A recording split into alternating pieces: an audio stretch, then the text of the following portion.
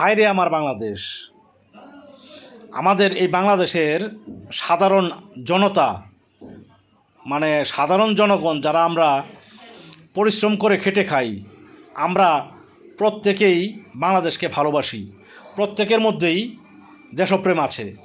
কিন্তু দুঃখের বিষয় হচ্ছে এই দেশকে 54 বছর যারা পরিচালনা করেছে তাদের ভিতরে দেশপ্রেম নেই। আমাদের রাজনৈতিক দলগুলোর নেতা নেত্রীদের দেশপ্রেম তো নেই, তারা শুধু চেয়েছে দেশটাকে কিভাবে বিক্রি করে খাওয়া যায়, শুধু তাদের পকেট গরম করা যায়। তাদের বাচ্চা কাচ্চারা থাকে লন্ডন আমেরিকায়, আর আমাদের বাচ্চা কাচ্চারা এখানে দিন আনে দিন খায়।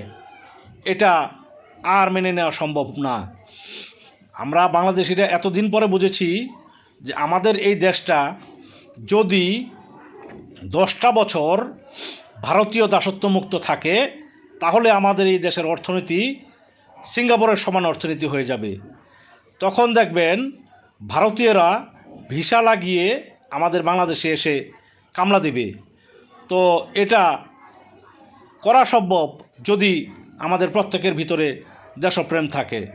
আসলে আমাদের দেশে দালালে ভরা, তারা দেশের চাইতে অন্য দেশকে বেশি ভালোবাসে। তাই যারা রাজনৈতিক উচ্চপদস্থ নেতাকর্মীরা আছেন, সাবধান হয়ে যান।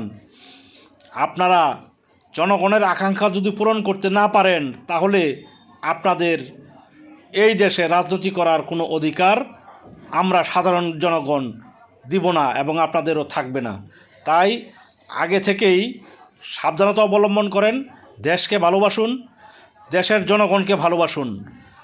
যদি টাকার লোভে আপনারা জনগণের সাথে প্রতারণা করেন তাহলে এবার আর জনগণ বসে থাকবে না, আপনাদের অস্তিত্ব খুঁজে পাওয়া যাবে না। দেশের কল্যাণে কাজ করুন, দেশকে বাঁচান ভারতীয় আধিপত্য থেকে, আর নিজের জায়গাটা মানে দেশের সমৃদ্ধির জন্য যা করণীয় তাই করুন, তাহলেই দেশ সামনের দিকে এগিয়ে যাবে। এটাই আমরা সাধারণ জনগণ দেখতে চাই। ধন্যবাদ।